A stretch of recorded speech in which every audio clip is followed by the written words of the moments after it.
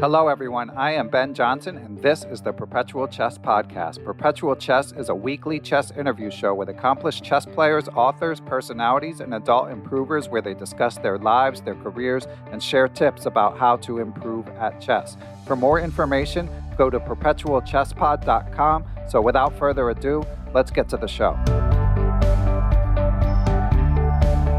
Hello, everyone, and welcome to Perpetual Chess, Chess Books Recaptured, a monthly, usually, bonus podcast where we discuss a famous or noteworthy chess book. And this month, we will be discussing a book which is both. And we are joined by an illustrious guest, a friend of the pod, popular and acclaimed and award-winning author and Chessable course creator, one of my personal favorite Chessable course creators. I regularly review several of his opening courses. Longtime friend of the pod. He was on episode number 6 back in the green days of Perpetual Chess, and again on episode 153 for listeners who have not heard more about our guest's background. But today he'll be joining us to talk about an absolute classic book.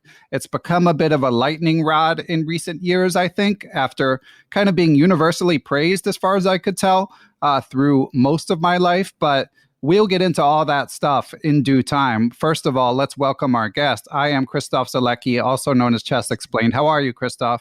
Hello, Ben. I'm fine. Thanks for having me for this really very famous book to discuss. It's going to be fun and interesting. Yeah, it should be good. I mean, we went for probably, I think it might be the most famous chess book of all time. There's Bobby Fischer Teaches Chess, which probably has sold better, but I think that's because it kind of attracts a more casual audience. But in terms of like tournament chess players, I feel like nothing gets mentioned. Again, love it or hate it more than my system. Can you think of anything else on that level, Christof? Yeah, probably not. I think the 60 Memorable Games is also a very often mentioned book, and also a book that I like very much. Sometimes you have Zurich 1953. Those are those all-time classics, right? But I think my system is maybe the most famous one. In particular, if you're talking about like a textbook, like a manual. It's not a compilation of games or Zurich 53 like a tournament book, but it's really like it should teach chess in a way. Yeah, it was ambitious, I would say, more so than the other books, which, by the way, I've already done recaps on both of them for any listeners who have not heard them.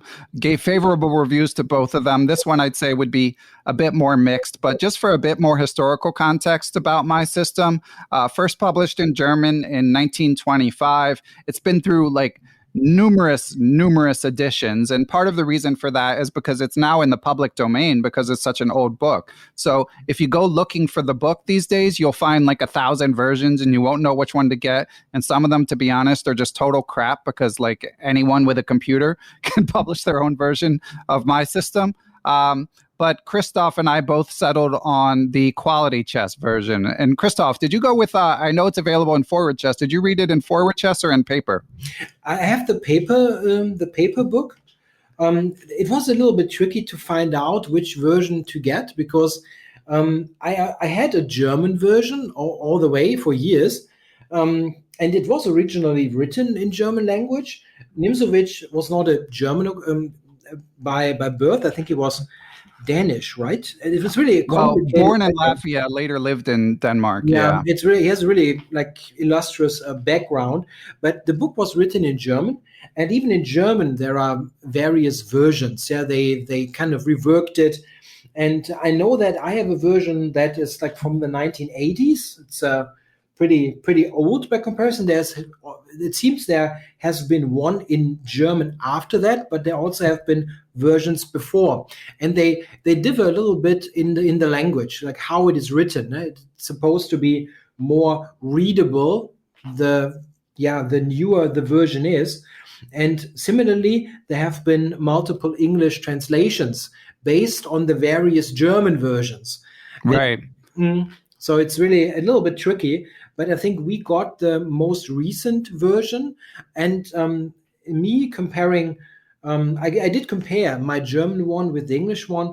I feel if you have both options, if you can read it in German, but if your English is fine, I would actually recommend to do the English version, because I think it's easier to read. It sounds odd maybe, but it's easier to read because the German is kind of it's written in the style of that time, 1920s, and it has sometimes odd sentences, like the grammatical construction is odd, and he uses really old-fashioned words, and it could be a problem in particular if somebody wants to read it who is a little bit younger maybe, and doesn't have this kind of language versatility maybe. I think it could happen that people read it in German and just don't understand some sentences because they're a little bit old.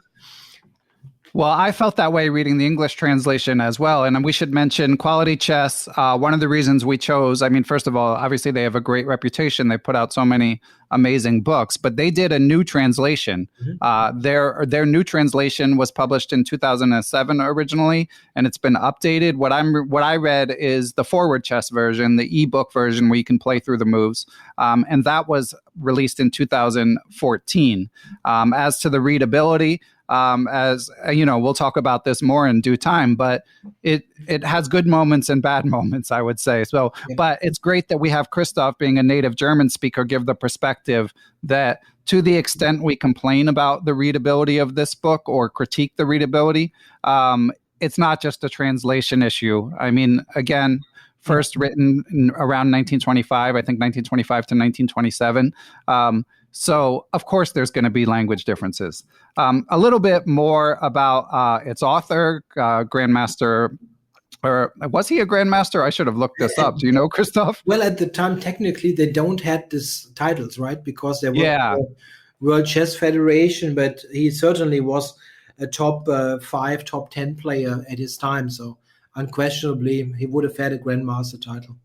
Yeah, and super strong player, rated as top 5. I peak at number 2 by chessmetrics.com, a website I enjoy that kind of retroactively tries to rank chess players against their peers and all time. When our buddies Jan Gustafsson and Peter Heine Nielsen did the top 50 players of all time, they slid Mr. Nimzowitsch in at number 50 and said that he's perhaps underrated as a player and overrated as an author, which I can't argue with.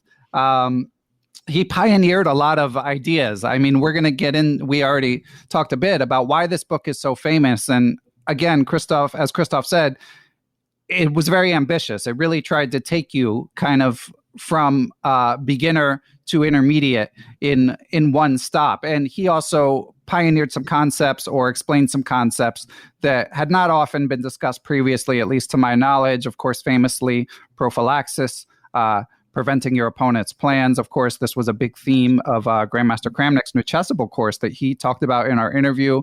There's also this idea of overprotection, strategically kind of protecting a square more than it's needed, such that the idea being like in the future, your pieces will have more freedom because you don't have to worry about defending this one thing.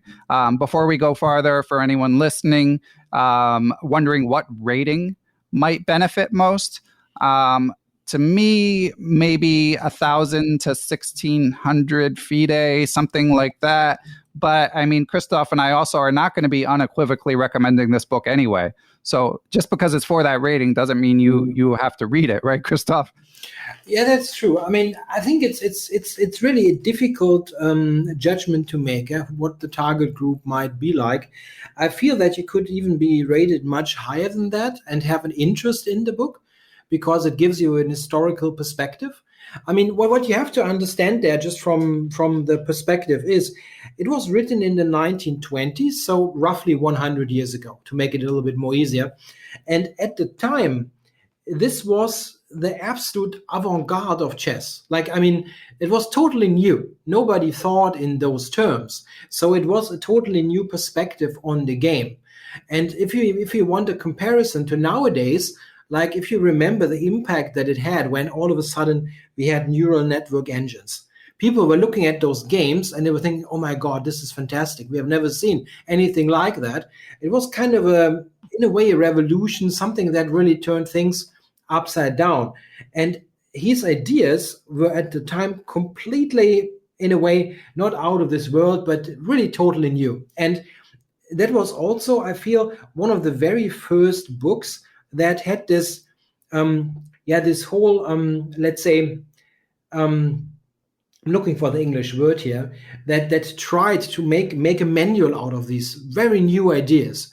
If you look before like 1920, there are not that many chess books written in that style. Tarrasch wrote something, of course, but that was all very new. All those, like, scientific exploration of chess was a pretty new thing.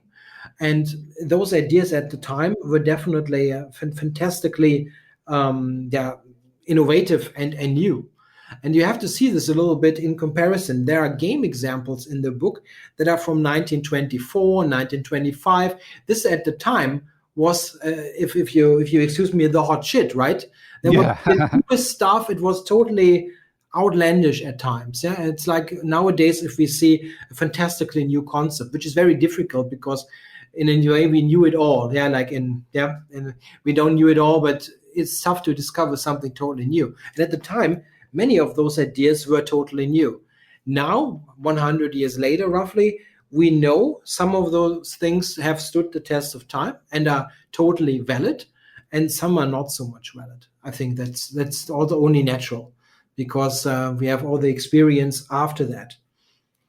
Yeah, excellent points. There's going to be good and bad with a book of this age.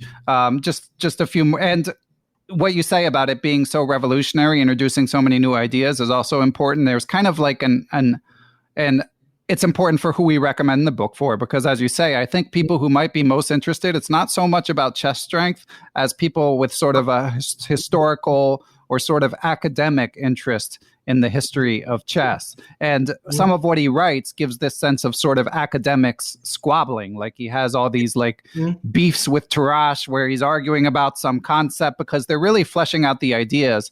And it's kind of, it's not that fun to read. I mean, it's mildly amusing at times, but now that this stuff is settled, it's kind of like, why am I reading this to get better at chess? And Nimzowitsch, of course, famously very eccentric personality, probably best known as a demonstration of his eccentricity for the famed "Why Must I Lose to This Idiot" story, I believe, told by Hans Kamak, the author of Pawn Power. Like that's the originator of the story, but supposedly he was trying to win a game against Samish that he would have won the tournament if he won. Instead, he lost. And in the middle of the game, he stands up and yells, "Why must I lose to this idiot?" So I don't know if it's true or not, but certainly it's been passed down for generations in chess and sort of illustrates the kind of eccentric chess personality that we were dealing with. Yeah, and you're right. I mean, there are some very lengthy parts of the book that deal with questions like what he argued with Tarrasch,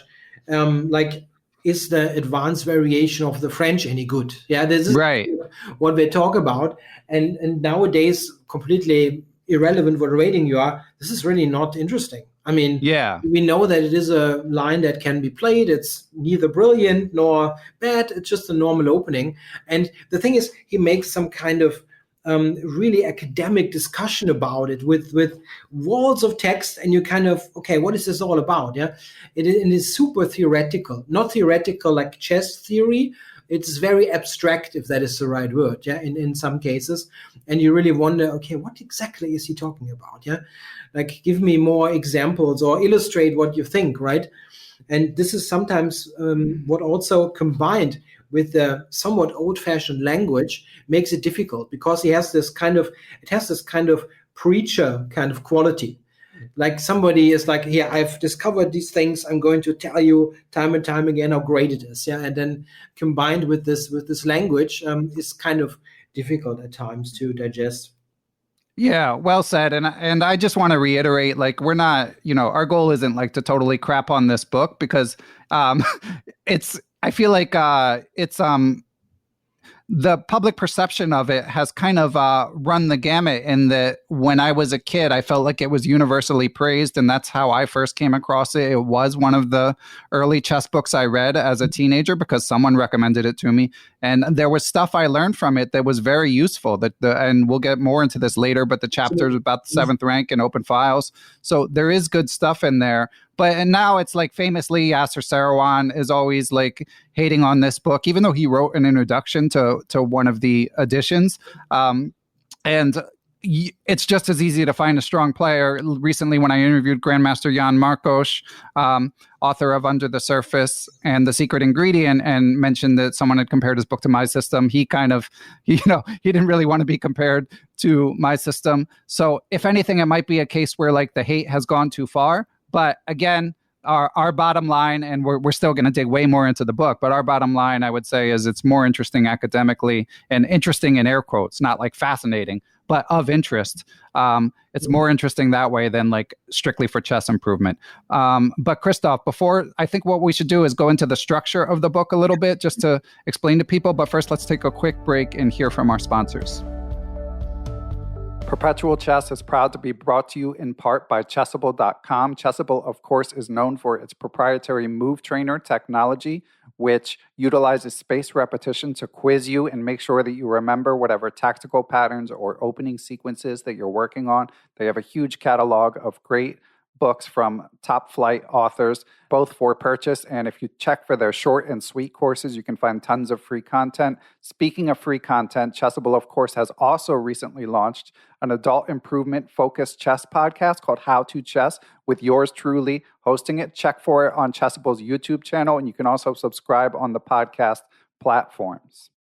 Perpetual Chess is brought to you in part by aimchess.com. If you haven't checked out aimchess.com by now, what are you waiting for? What AimChess does is it collects your games from the major chess sites and then gives you actionable advice of how to improve your game. It might be to work on a specific opening or to get better at end games or improve your time management or whatever it may be. And then it gives you related puzzles to help you improve that specific skill. They are constantly improving the site. They recently added blindfold tactics, time management training, common checkmate patterns. So there's so much to do there. If you decide to subscribe, be sure to use the promo code Perpetual30. Details are in the show notes for aimchess.com. And we are back. And so the book is broken down into different components. Christof, do you want to share how the book is arranged for people? Yeah. Before I do that, it's mostly two parts, and we get to that. But what I learned is, and actually I wondered if I should dive deeper into that, and I decided not to, also due to time constraint, is that originally it wasn't written as a single book. I'm not sure if you did some research, but at first it was Nimzowitsch writing parts of it, and it was briefly later compiled into this one book. So he wrote 5 parts, and later on it was compiled into those 2 parts. So it was originally 5 different things, and they were later on combined. And this is probably a really difficult subject to really like what was in each part and so on, which also sometimes I feel makes the book at the end look a little bit, I'm not saying incomplete, but like you understand better why it feels a little bit inconsistent at times. Yeah, because it wasn't really written in one go, but it was rather like large articles that were later combined. And what we now see is 2 parts in this book. The first one, which is roughly, if we take the newest version here, the Quality Chess one, is 150 pages, called The Elements. And this has 8 chapters, this first part. And the second one is, I think, a little bit less, like 110, 120. And this is called Positional Play, as he calls it. And the main difference in a way is, or to how to differentiate the first part, The Elements, is more about some basic chess concepts. He has picked 8 of them. And this is also something that we wondered about, because definitely those are valid, interesting concepts, but they feel a little bit, incomplete. It always has to be incomplete, but there's so much. But why exactly did he chose these ones? And that's a little bit difficult to say, right? Yeah, that's a good insight about it being kind of arranged, because it's definitely all over the place in terms of what is included. Just to give listeners, just in case you're wondering what's in it, the chapters, as Christof alluded to, the first part, the chapters are the center and development, open lines for rooks, the 7th and 8th rank, the passed pawn, exchanging pieces, elements of endgame strategy, pin pieces, discovered attacks, and the pawn chain. And Christof, you had raised a point about like the tactics in there, right? They're a little out of place. It's a little bit weird, yeah, especially like discovered attacks or pinned pieces. Of course, those can be part of a strategic plan or outline. Absolutely true. But if you have discovered attacks, well, why not have some other subjects? Like you could easily put in something else or more. Or it's a little bit odd. However, I felt, and I didn't really remember it that way, because when I read the book originally, I was probably in my teens, pretty long while ago. I didn't really remember those first parts that well. I more remembered the overprotection and prophylaxis, those things that you kind of associate with Nimzowitsch. This first part of 150 pages, I didn't really remember that well. And now rereading it, I kind of like it. This is not bad. There are quite a number of pretty good examples, and in particular things like open files, the 7th rank. I think you like this one. Yeah. I also did. I think this can be pretty instructive. I mean, absolutely, that's valid. And definitely, if we think about target groups, people in that rating range between 1,000 or 1,600 is this range, they could definitely benefit from looking at those chapters. Yeah, he had an insight like that I didn't remember from my first time reading it decades ago. The purpose of an open file is to get your rook to the rook or queen to the 7th or 8th rank. Do you, Christof, as a much stronger player than I, do you find that useful advice for club players? Is that a good rule of thumb? Because I hadn't heard that construction before, or I guess I had, but I didn't remember it.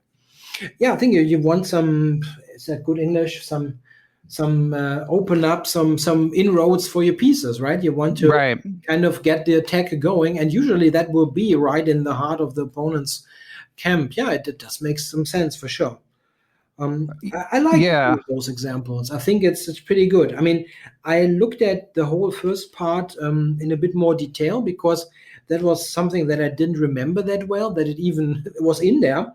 And I mean, I found many issues with evaluations and things like that, but I think it's generally useful. If you are a stronger player and are kind of critical about evaluations, like he sometimes states here, white is much better, and you look at this and you think, nah, and then you do an engine check just to be sure, and then black is somewhat better. This happens throughout of course. book. I mean, it happens. In some cases, I feel he wants to get a point across that he tries to make with his concepts, but he neglects others in a way. Yeah, so he shows like, this is my idea and it's illustrated here, but there could also be a counterpoint, to that idea. And sometimes this doesn't quite add up. I don't think this is too awful for the reader if there's the odd problem there. What I wouldn't really do is to follow his opening advice to a T. He does analyze some openings, really the very first moves, when most of the advice is just wrong. I mean, it's really at times he says this move is the best move and so on, and it's by far not the best and even would get you in trouble. But these are just like maybe 4 or 5 positions out of all those whatever thousands that you could get in an opening. So it's not like it would hamper your chess improvement all that much, because you would copy Nimzo's openings variation. That wouldn't be a big problem. It's just that if you are very critical and think everything should be checked and should be correct, of course it cannot be. It's 100 years old, and we've just learned after that. Yeah. And I don't know if this is in your paperback version, Christof. You can let me know in a minute. But to their credit, Jakob Aagaard and Grandmaster John Shaw of Quality Chess, like they include a couple extra essays also in the book. So we've got the two main parts, but then in the Quality Chess version, there's also called a postscript, which is the history of the revolution in chess from 1911 to 1914. And that's where Nimzo squabbles the most. That part I found really unreadable. And then there's a nice brief Nimzo in the computer age at the very end, which gets into some of the errors that Christof is alluding to. So I think it's to their credit that they decided, okay, we're going to leave the book alone. We're not going to mess with the main part of the book, but let's just kind of go through some of the lines that Nimzo highlights and point out a few mistakes and a few things that he got right as well. And Jakob Aagaard himself, of course, famed instructor of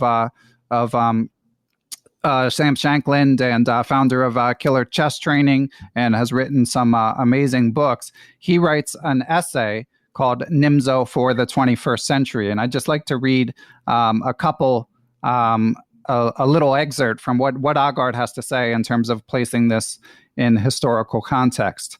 So he says, during the second half of the 20th century, so this is after my system, chess underwent a transformation. The most important change was probably realizing the importance of dynamics. While some moves were ruled out on principle at the beginning of the 20th century, when my system was written, even in 1925, when this book was originally published, a more scientific approach gradually took over. He's going to give some brief headlines over the next few pages, but would recommend that readers refer to John Watson's Secrets of Modern Chess Strategy Development since Nimzowitsch for a deeper understanding of how modern chess is approached by the strongest players. Like Nimzowitsch, Watson is not necessarily correct in every detail of his analysis, but as with my system, reading his book will undoubtedly enhance the reader's understanding of how chess works. Watson describes the principle of rule independence as the main paradigm shift during the 20th century. Many classical players tended to follow the rules, the guidelines, more rigidly than a modern player would. And Watson gives some examples, and he goes on to talk about that. So that gets back to what we were saying about this being most interesting, perhaps from an academic perspective. Watson's book, Secrets of Modern Chess Strategy, is a classic, and I really enjoy it, but it's also it's as equally academic as practical. Now, before I read one more quote, Christof, are those parts in the paperback version that you have? Yes, I think it's more or less identical to what you have on Forward Chess. It has this, what was called? Developments between this and that year. I'm not sure. Yeah. That's in there. And also I think, I'm not sure, like 5 pages or so, not much, of like corrections that Shaw and I think Aagaard put in there. I have to say though that their, let's say, corrections, they are not at all comprehensive. I mean, yeah, like if you would really be very, very picky and look at everything, you would probably have to discard half of the evaluations. But that's really too much. Then you would kill the book, basically. Like every second sentence would have a footnote, and that doesn't make any sense. There are just some pretty hard examples, like in the book where he shows games where he was totally outplayed. I mean, completely outplayed to an extent that if you put a computer on and you don't need that to see that he was outplayed, where he's totally lost, and he just annotates it like he's just like demonstrating his superiority. Right. And that is really a little bit odd, yeah, when you think like, oh man, he's got no space, all the pieces are on bad squares, how can black be better, yeah? And then he wins because the other guy makes some mistakes, which in a way that would be very instructive to show. Like, yeah, he tried some concept, Nimzowitsch, it didn't work out because the other guy played well, and then he bungled it up. But that is not shown in the book. Yeah, he kind of mostly wants to show that his ideas are valid and takes games that he wins, and doesn't so much. I'm not sure if he like purposefully didn't mention how bad the position was, or if he really didn't understand it. That's really tough to say. Yeah, it is hard to say. And certainly, I mean, I feel like the way books have evolved, you just used to have to defer to authority in chess. Like if I was reading a book and, a world-class player tells me a position is better, I'm just going to believe it, and obviously this is way pre-internet. The way information was disseminated, Sure. like even if you say something that's total crap, like, the marketplace of ideas it wasn't disseminating information as broadly. So you may or may not be punished for it. So like you say, Christof, who knows if it was, to boost his ego sort of by design, or if it was just an analytical error. It's impossible to say, but certainly not unusual for its time. I wanted to read one more Aagaard quote from his excellent passage, because I do think, despite the fact that obviously if Quality Chess is publishing a newer version, they don't mind if you buy it. But I felt like he was reasonably even-handed. So the last thing Aagaard says in his essay is, in conclusion, chess understanding has certainly evolved and expanded since my system was written. Anything else would be a wonder, but that does not destroy the relevance of this classic book. Modern chess thinking is a refinement of previous ideas, leaving the study of my system as an essential part of a full chess education. So I might take small issue with the study. Again, for chess improvement, I don't think it's indispensable. But for chess knowledge, like if you want to be a well-rounded chess bibliophile, obviously you need to have read it. What do you think, Christof? Yeah, probably. I think this also, this would basically have the argument that you should be a little bit stronger player, right? I mean, right, yeah, because if you're going to be judging it, yeah. To appreciate what's right, what's wrong, in a way, what was really revolutionary at the time, what has stood the test of time. We have to say also that there are many games in the book, in particular in the second part that we will get, it's called positional play, right? I always forget the name. Yeah, where we get to this like prophylaxis and overprotection, which is really not a thing, but we will get there. When we get to those examples, some of those games are fantastic. I mean, really excellent games. And if you put it in historical context, he was so far ahead in some of the ideas that he was able to realize in the games. That's really astonishing. I mean, my favorite game of Nimzowitsch, and probably that is applies to many players, is his black win in the Nimzowinian against Jona from Dresden, I think 1926. It's always weird, yeah, if a German tries to pronounce a German city name like Dresden, yeah. Anyway, that's a fantastic game. I mean, and I looked at it only again yesterday and wanted to check it again, and it's really brilliant just on its own. But if you like give it to a modern computer, right? I mean, he plays all the top engine moves in the opening. I mean, even with 100 years later, we have all this technology, and now technology agrees with what he thought of, like over the board 100 years ago, which is fantastic. And I was really amazed again by this game. That was actually the game that like when I was a kid or whatever, a teenager, that that brought me to get the book. Oh wow! Yeah. So you knew the game first. Yeah, I was looking at like various openings, and so that game was often mentioned in context of Nimzowitsch, how the Nimzo-Indian defense works, with the double pawns on the c file and so on. And then I saw the game, and okay, I have to get the book. And well, this is how it happened.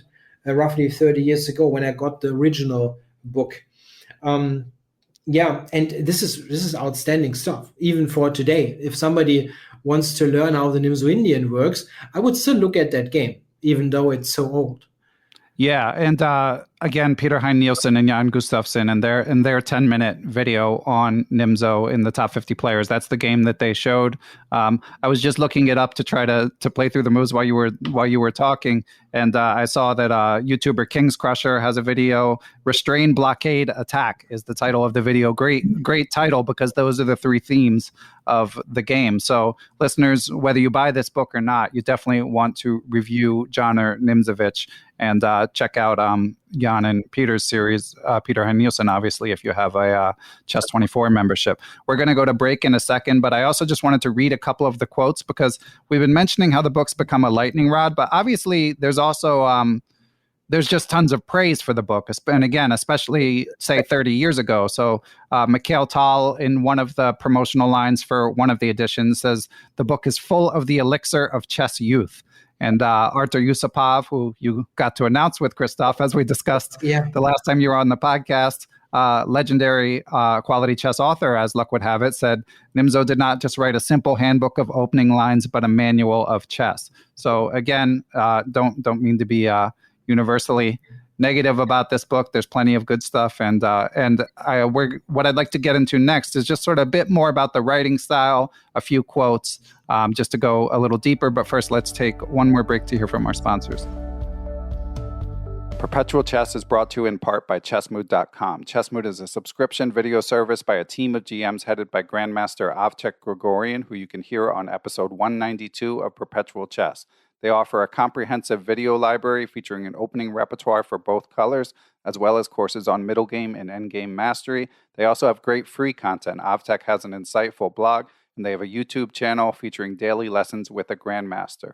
So all the links you need if you want to find out more are in the show description, or just go to chessmood.com and have a look around if you're interested.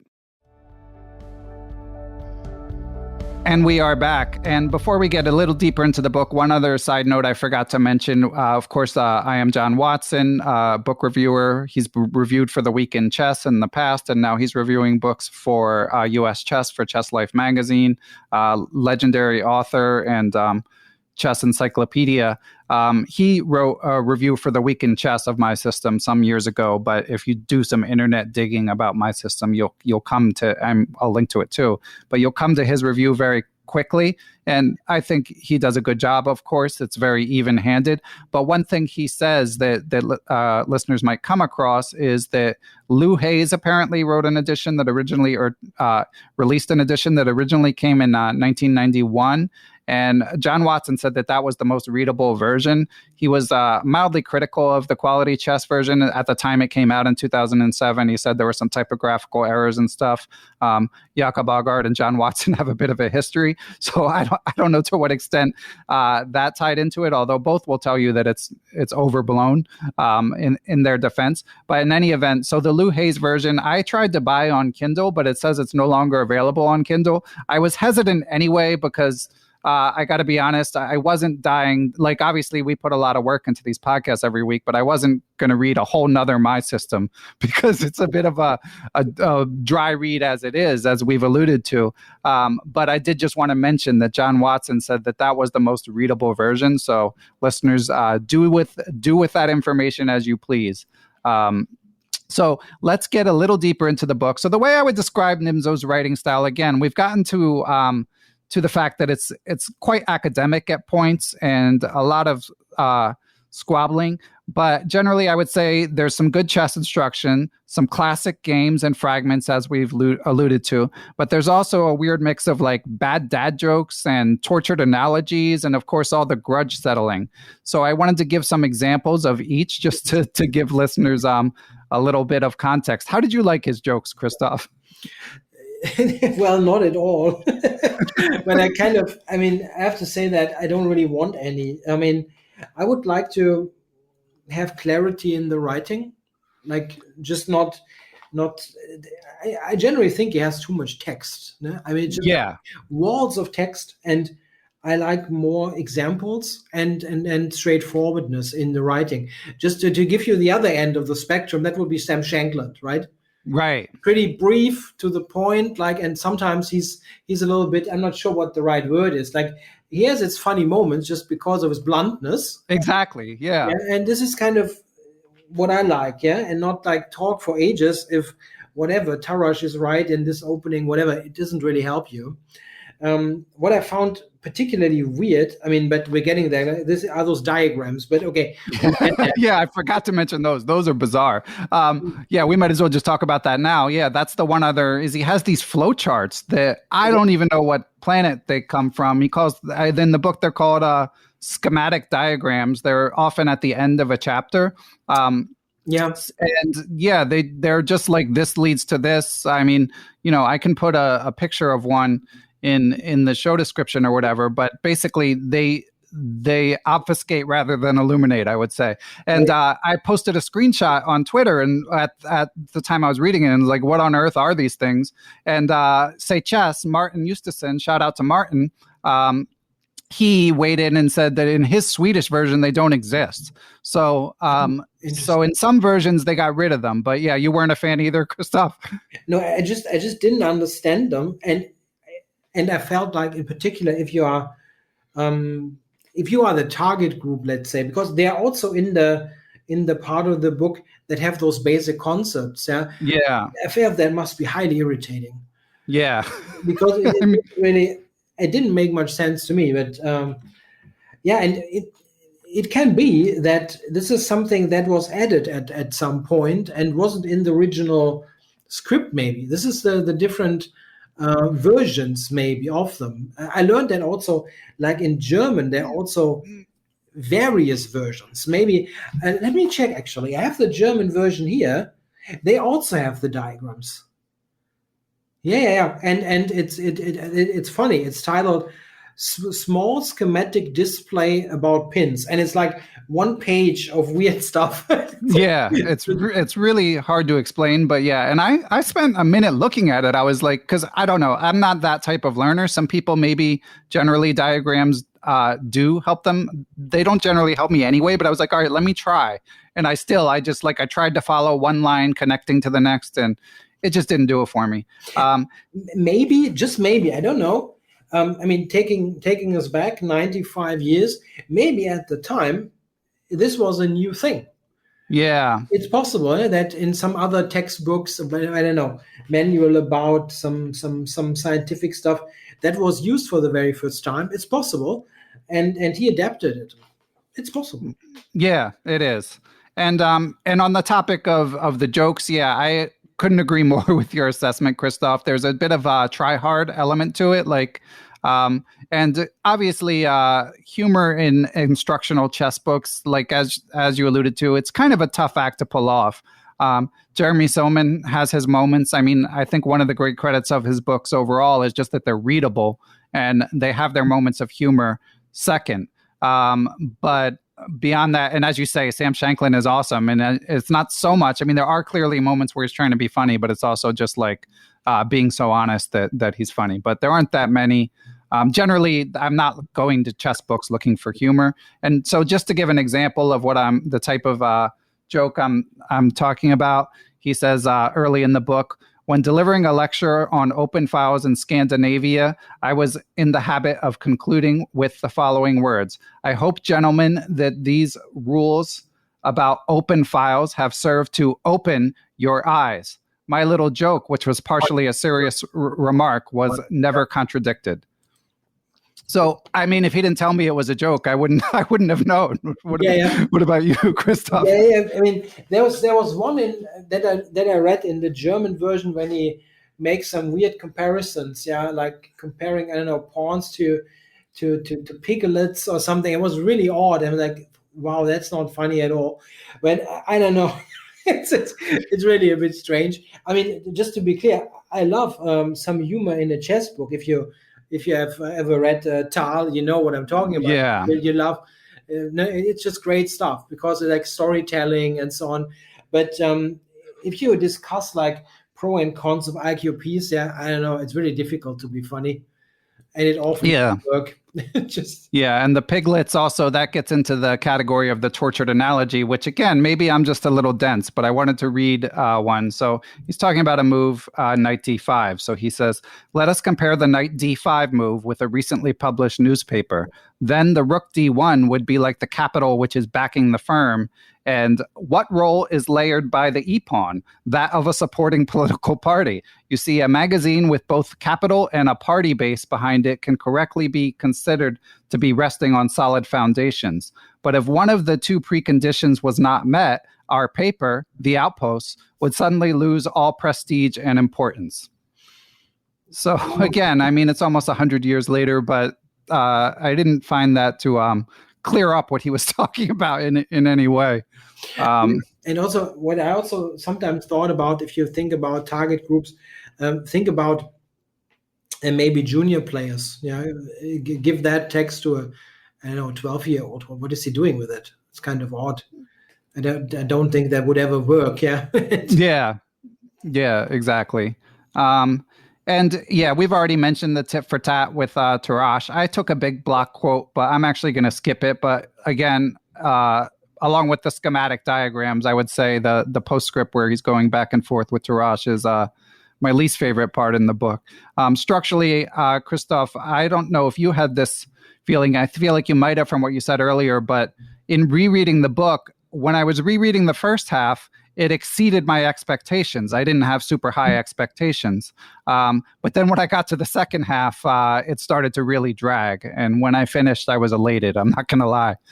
Yeah, it's at times a bit, he takes a long while of going about like his disputes with Tarrasch or the benefits of overprotection. And I mean, this overprotection thing is often, I think, rightfully ridiculed, because it really doesn't make all that much sense.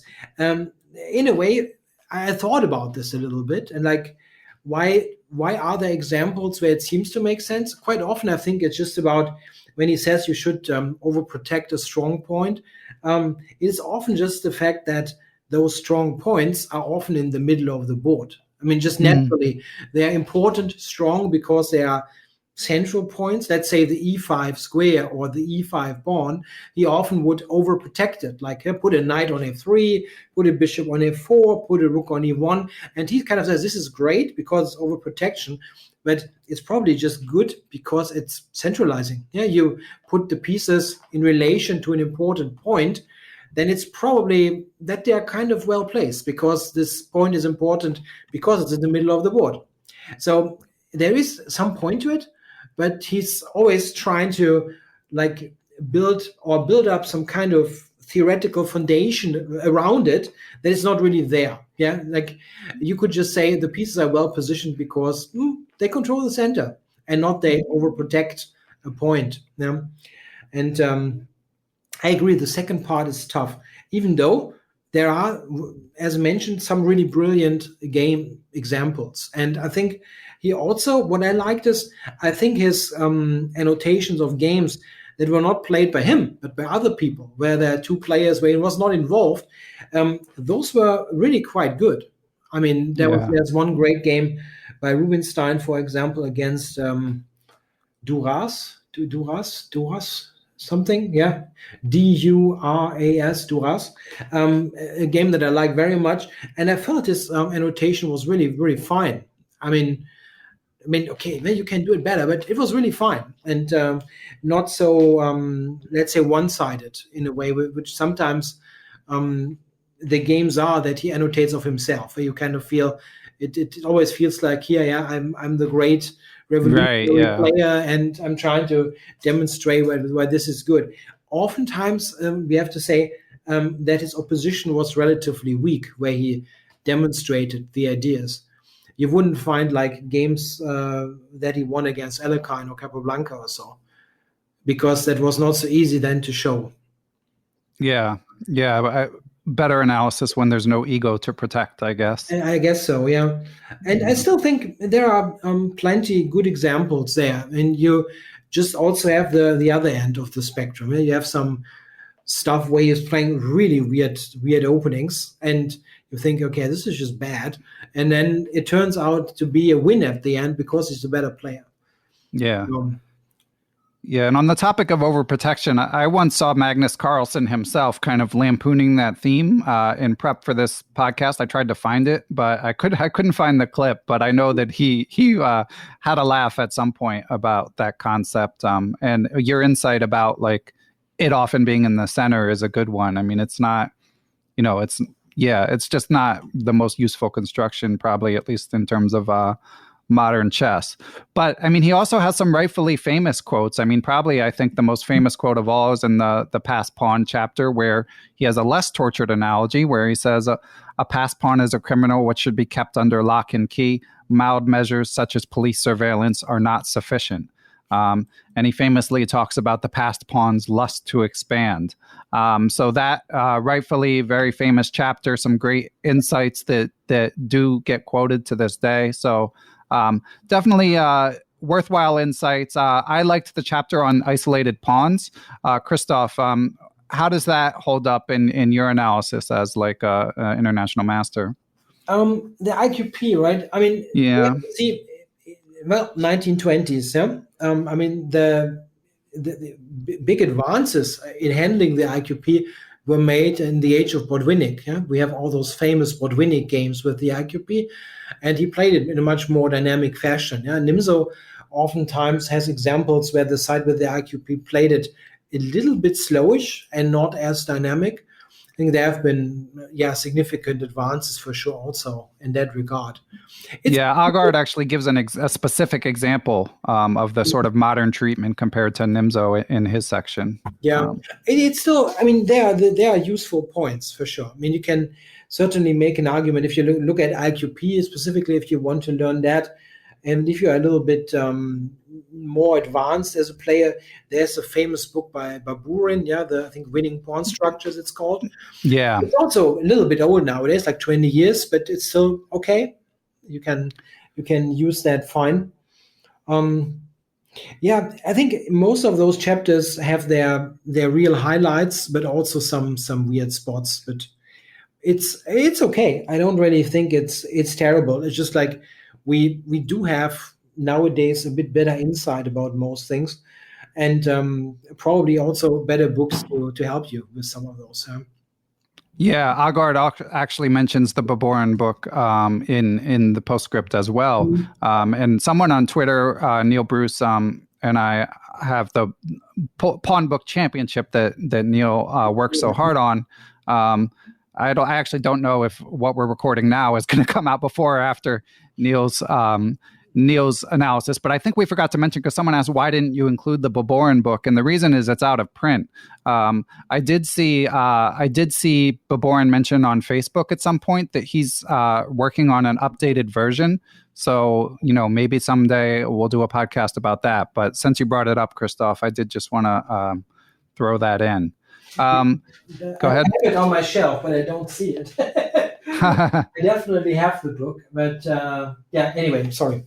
No worries. Christof is looking at his beautiful bookshelf there and searching for it. I don't have it, but having seen that there's a new version, I'm also not in a rush to pay $200 for it.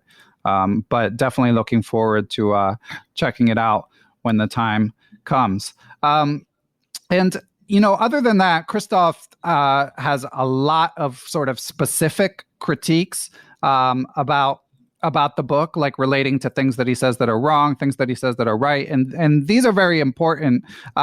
But I think a lot of people thinking about reading it again, stronger, more experienced players with an interest in chess history, I think to some extent, Christof will be able to discern that stuff on their own if they're paying attention or certainly working with an engine. What would you say about someone who's thinking, despite our kind of mild warnings that it's going to be boring at times, but like an improving club rated player below 1600 who's thinking about reading it, do you think that the technical errors, the analytic errors make it less worthy as an instructional book than other ones, Christof? I personally find the readability more of an issue, to be honest. I mean, I just think there are easier. You can, I mean, in some cases, those words of text are really an obstacle. You really have to go through it. Okay, what is he talking about then? And I think it can be just done much more, compressed, less text, a little bit more to the point. Maybe some more examples.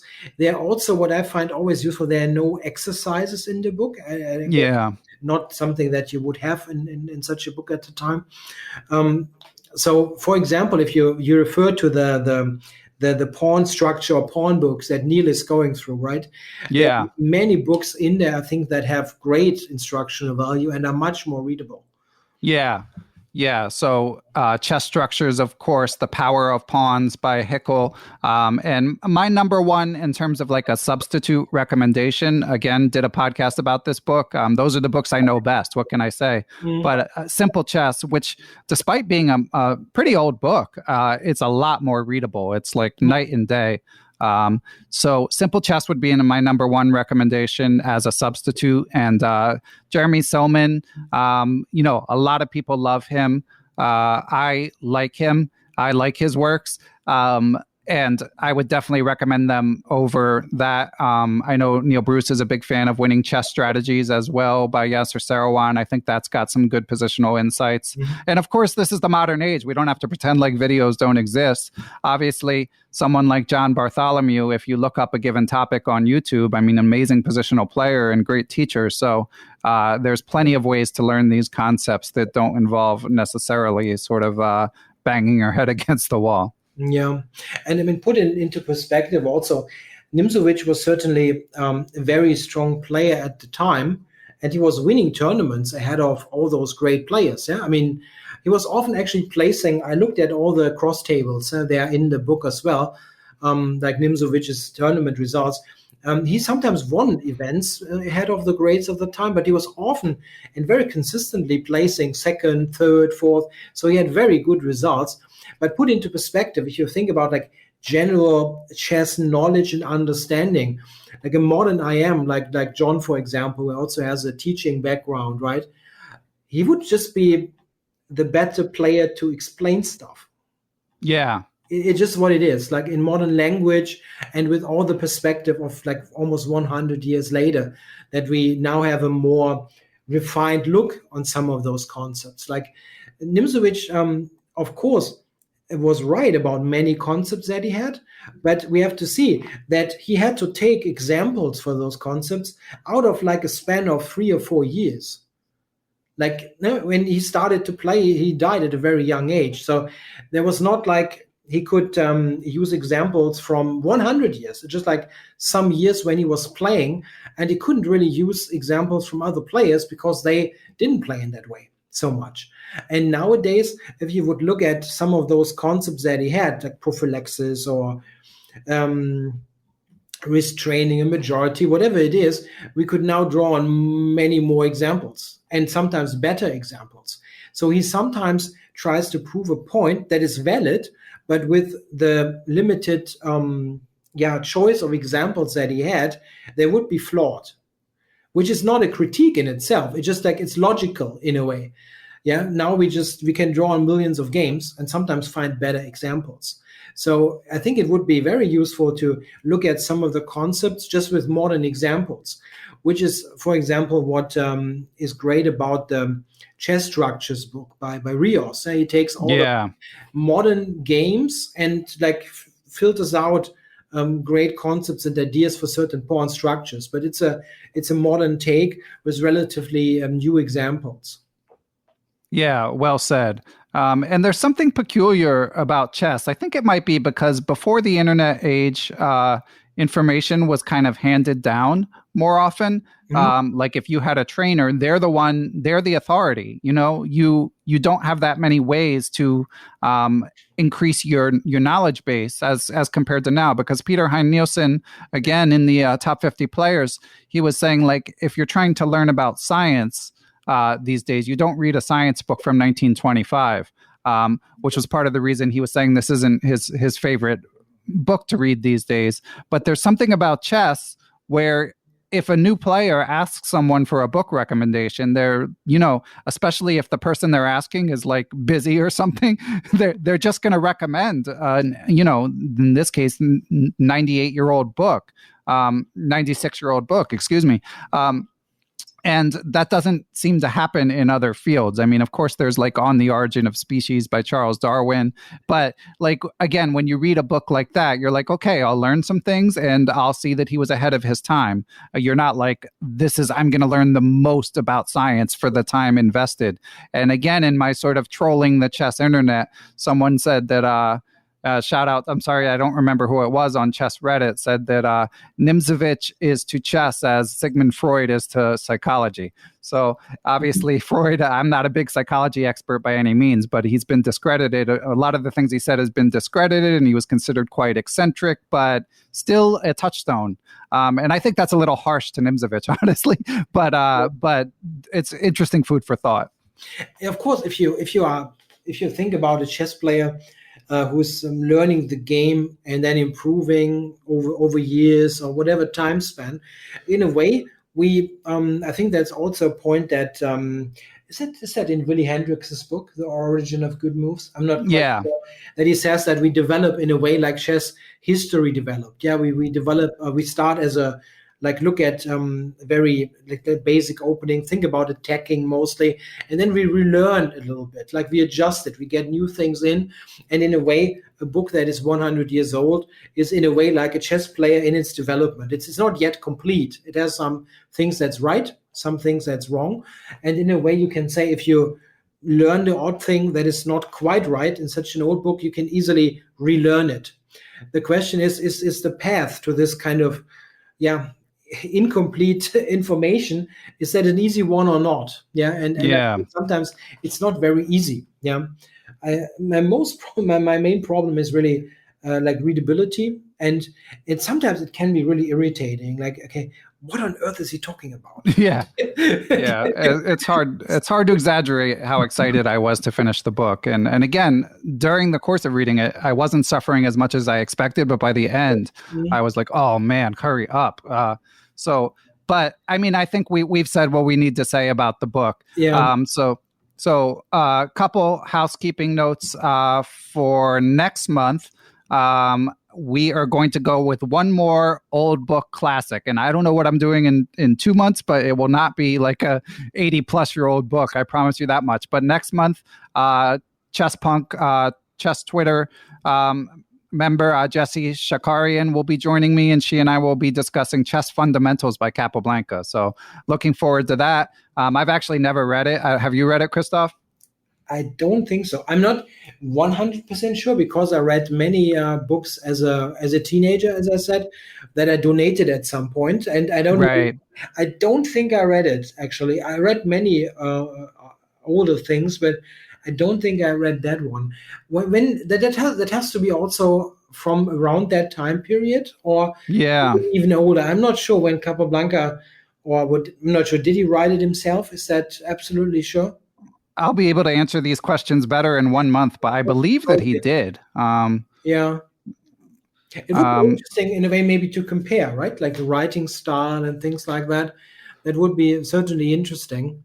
Yeah, originally published 1921. But anyway, we'll get more into that next month. And then last but not least, I mean, of course, Christof, just want to thank you so much. I mean, a player of your stature with your knowledge of chess, it's quite a treat for you to donate your time. And I would like to make a small donation, and I ask you, and you are going to follow the footsteps of our most recent recapper, Nate Solon, and we're going to make another donation to Chess in Slums, Friends of the Pod Chess in Slums. So thank you for volunteering that. Yeah, I think it's a great effort. Yeah, that Tunde is the name, right? Tunde Onakoya. Yeah, that's a really great effort. I think it's great to get chess to be played all around the world, and I think it can be very helpful as a tool also in countries like Nigeria or generally in Africa. I think it can be a good thing. Good stuff. And Christof, before we let you out of here, what can you say about what, you're updating your old courses? Obviously, I'm a longtime fan of you and Daniel Barish's Nimzo course and your Sveshnikov course, RIP to Evgeny Sveshnikov.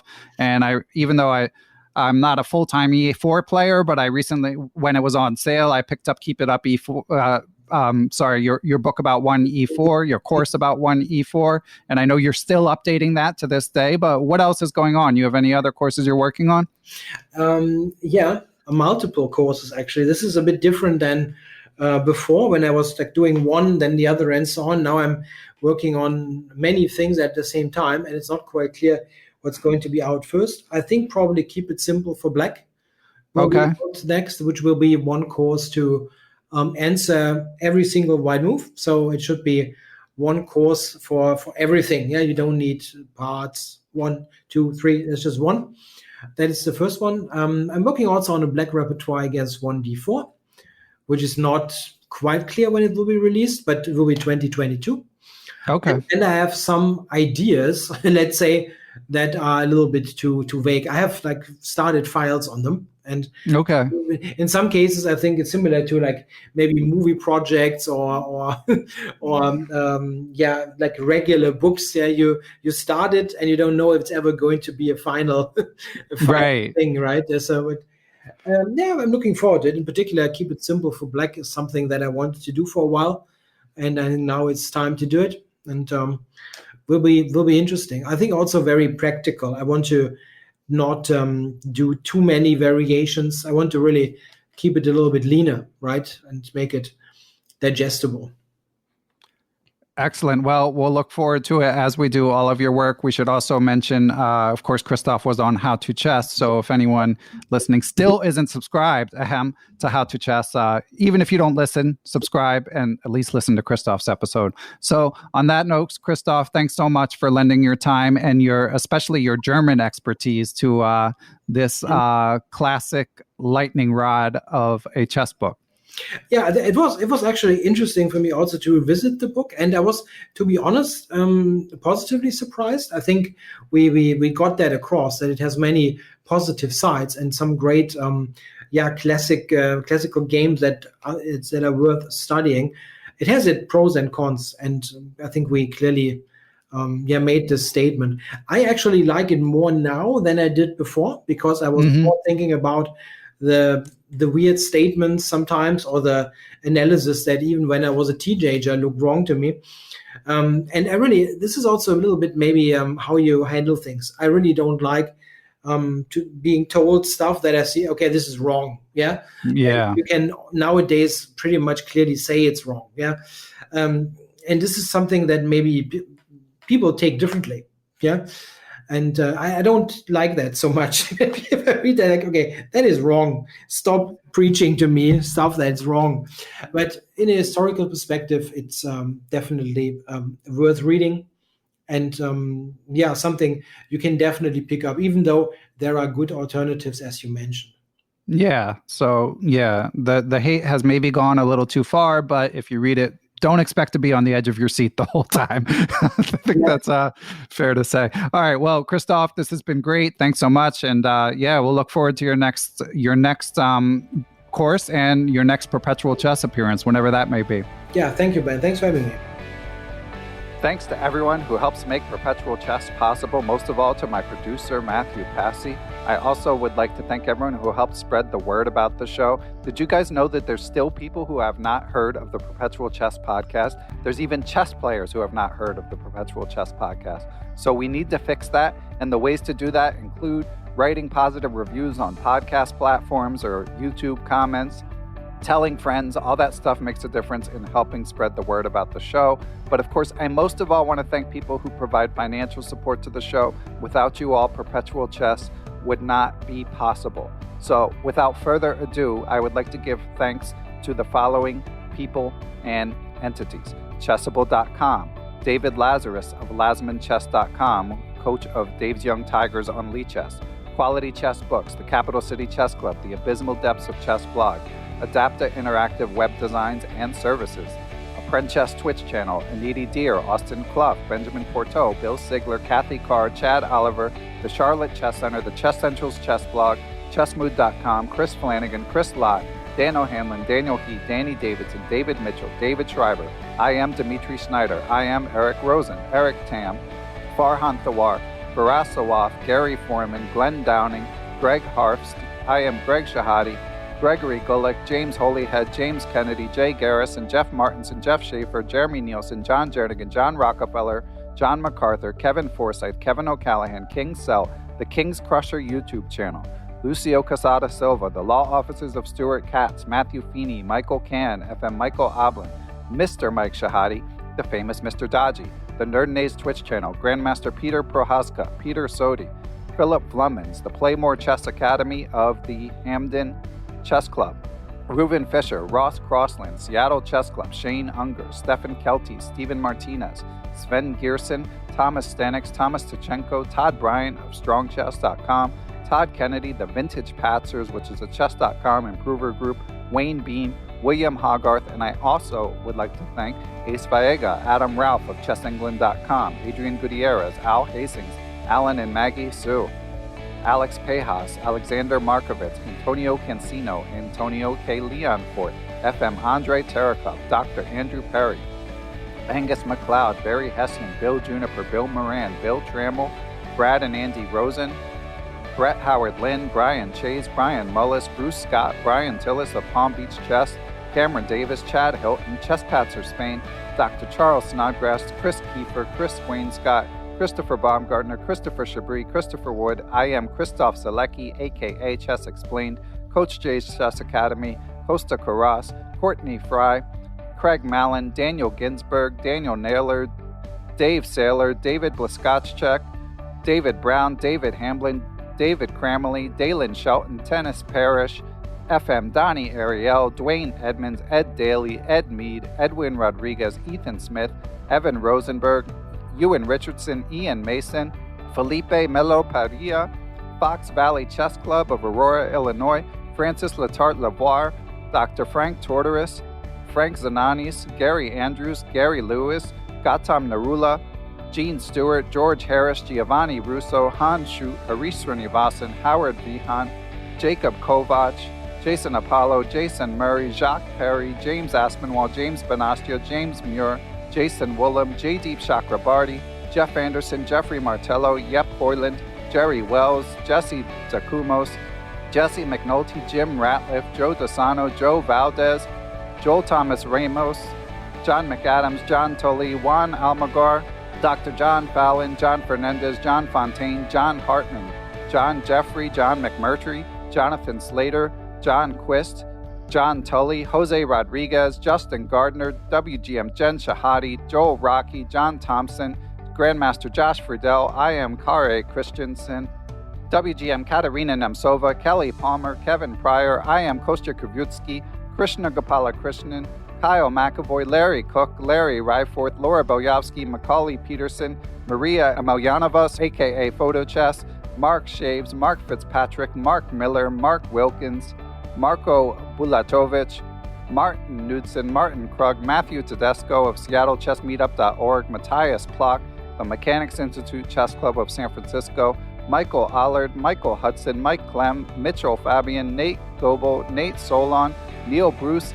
Negma Malajanov, Nicholas Isabel, Olaf Mueller-Michaels, GM Pascal Charbonneau, Passy Passanen, Paul Blaine, Bain, Paul Clarkson, Paul Sweeney, Paulo Santana, Peter Lux, Queenside Management Limited of Switzerland, Randall Temple, Ricky Grijalva, Richard Hallenbach, Richard Tucker, Robert Callahan, Robert Tichy, Robert Turner, Rory Coleman, Roy Yearwood, Ryan Berg, the Say Chess YouTube channel and publishing empire, Scott McKinnon, Scott Rose, Sean Krause, Sebastian Finsterwalder, Sergei McKagan, Seth Ruzica, Sean Tracy, Silver Knights in Richmond, Stefan Roller, WGM Tatev Abrahamian, Thomas Brown, Tim Brennan of TacticsTime.com, Tim Seymour, Timothy Ha, FM Timothy Wall, Tobiah Rex, Tom Edsel, Tommy Farron, Tony Rotella, Tyron Price, Vishnu Srikumar, William Brock, William Peterson, FM Zhao Cheng of Chess1000.com, and Zhivko Stoyanov. Thanks to you all for the support, and we will catch you all next week.